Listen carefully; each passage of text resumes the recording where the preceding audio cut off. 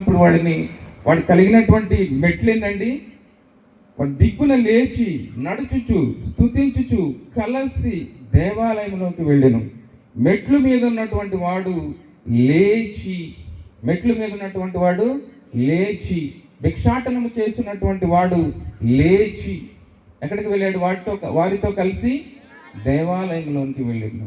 యేసుక్రీస్తు ప్రభు వారిలో ఉన్న పేతురులో ఉన్నటువంటి క్రీస్తు ప్రభావం వాటిలోనికి వెళ్ళినప్పుడు వాడు దిగ్గున లేచి, అంటే లేవటం అంటే నిలకడ. ఇక్కడ లేవటం అంటే నిలకడ.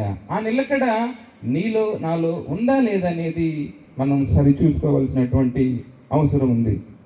మరి ఈ శక్తికి ఆధారం ఎవరని తెలుసుకున్నాం? దేవుడు, క్రీస్తు ప్రభువారు. అందుకనే క్రీస్తులో నిలకడ లేని జీవితాలు. ఈరోజు మనం నిలవబడ్డామా? ఈ కుంటివాడు లేచినట్లు మనం నిలవబడ్డామా? ఇంకా మరి నాశనపురం అనేటువంటి ఈ లోకంలోనే ఇంకా జీవనం కొనసాగిస్తున్నామా? పరీక్ష. అందుకని పౌలు గారు ఏం చెప్పారు? పరీక్షించి పరిశోధించుకోండి అని తెలియజేస్తున్నారు. నీవు లేచినట్లు ప్రభువు నీకు శక్తిని ఇచ్చునుగాక. హల్లెలూయా. ఒకవేళ మనం పడిపోయి ఉంటే, ఒకవేళ మనం లేవలేని పరిస్థితిలో ఉంటే, ప్రభువు మనందరికీ లేచి నిలవబడినట్లు ఆయన శక్తిని మనకు ఇచ్చునుగాక. హల్లెలూయా. ఇంకొక ఉదాహరణ మనం చూసినప్పుడు తప్పిపోయిన కుమారుడు. ఎవరండి? తప్పిపోయిన కుమారుడు. లూకాసు వార్త 15వ అధ్యాయం 11 నుంచి 32 వచనాలు మనం చూసినప్పుడు సమయం లేదు కనుక, వాడికి బుద్ధి వచ్చిన తర్వాత నా తండ్రి ఇంటి పనివారి సైతం ఎంతగానో పోషించబడుతున్నారు, కానీ వీడికైతే ఆహారం లేదు. పందులు తినేటువంటి పొట్టు తిని మరి జీవనాన్ని కొనసాగిస్తున్నటువంటి సమయంలో వాడికి బుద్ధి కలిగి ఎందుకు నా జీవితం ఇలా ఉందని వాడు లేచి ఎందుకు నా జీవితం ఇట్లా అయిపోయిందని వాడు లేచి తండ్రికి ఇష్టం లేనటువంటి ప్రదేశం నుండి లేచి, తండ్రి నుండి దూరంగా జీవిస్తున్నటువంటి జీవితం నుంచి లేచి, ఎక్కడి నుంచి లేచి? తండ్రికి ఇష్టం లేని ప్రదేశం నుండి లేచి, తండ్రికి దూరంగా ఉన్నటువంటి ప్రదేశం నుండి లేచి, తండ్రికి ఇష్టం లేని సహవాసం నుండి లేచి, మరి తండ్రికి ఇష్టం లేని పని నుండి లేచి తండ్రి దగ్గరికి వచ్చాడు. తండ్రి ఏం చేశాడు? తండ్రికి కుమారుడగునట్లు అవకాశం, అధికారం ఇచ్చాడు. ఈ నా కుమారుడు చనిపోయి మరలా బ్రతికాడు. రండి, ప్రశస్త వస్త్రము ధరింప చేయండి, చేతికి ఉంగరము ధరింప చేయండి, వీడి పాదాలకు చెప్పులు తొడిగించండి. చెప్పులు తొడిగించడం అంటే నిలవబెట్టడం అని. హల్లెలూయా. నిలవబెట్టడం అని అంటే నిలకడ. క్రీస్తులో మళ్ళీ నిలకడ.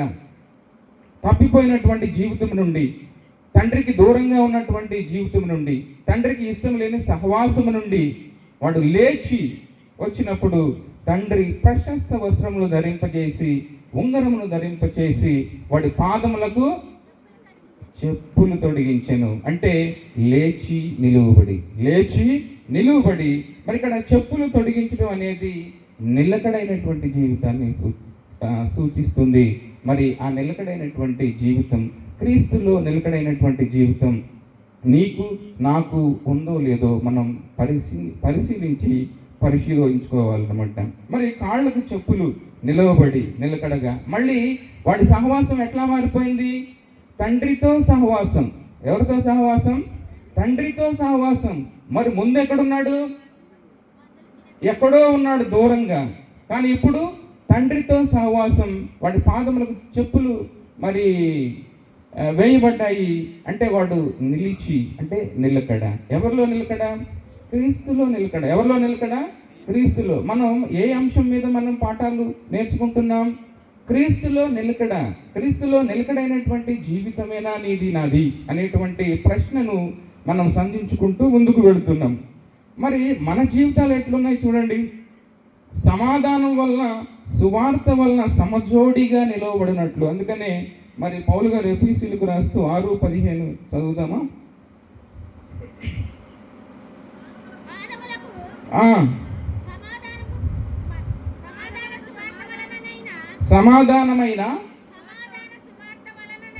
సమాధాన సువార్త వలనైన సిద్ధ మనసును జోడు తొడుగుకున్న జోడు మనం తొడుక్కున్నామా లేదా? నిలవబడుడి క్రీస్తులో నిలవబడుడి. ఎవరిలో నిలవబడుడి? క్రీస్తులో. ఎందుకు?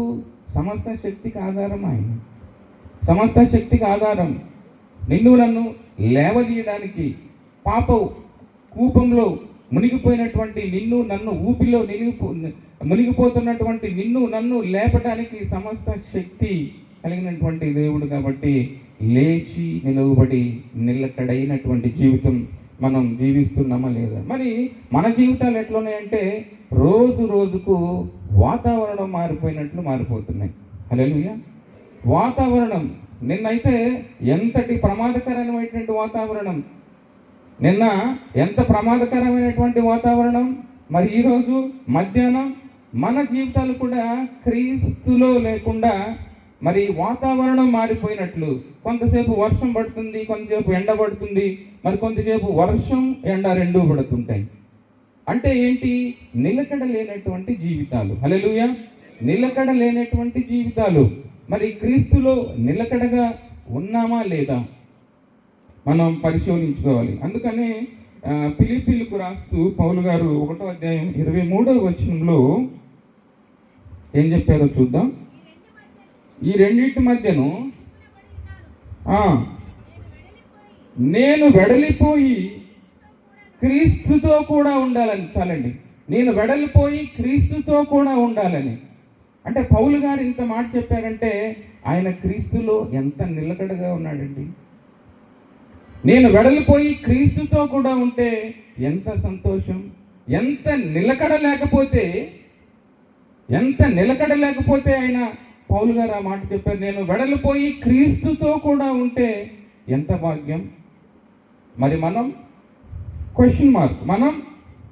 క్వశ్చన్ చేసుకోవాలి. మనం ఎంత నిలకడ, ఎంత స్థిరంగా లేకపోతే, క్రీస్తులో ఎంత నిలకడైనటువంటి, ఎంత స్థిరమైనటువంటి జీవితం పౌలు గారు జీవించకపోతే ఈ మాట రాస్తారండి అక్కడ. నేను వెడలిపోయి ఎవరితో ఉండాలంట? వెడలిపోయి ఎవరితో ఉండాలి? చెప్పట్లా మీరు? క్రీస్తుతో కూడా ఉంటే వెడలు అంటే ఎంత స్థిరంగా లేకపోతే ఆ మాట చెప్పారు.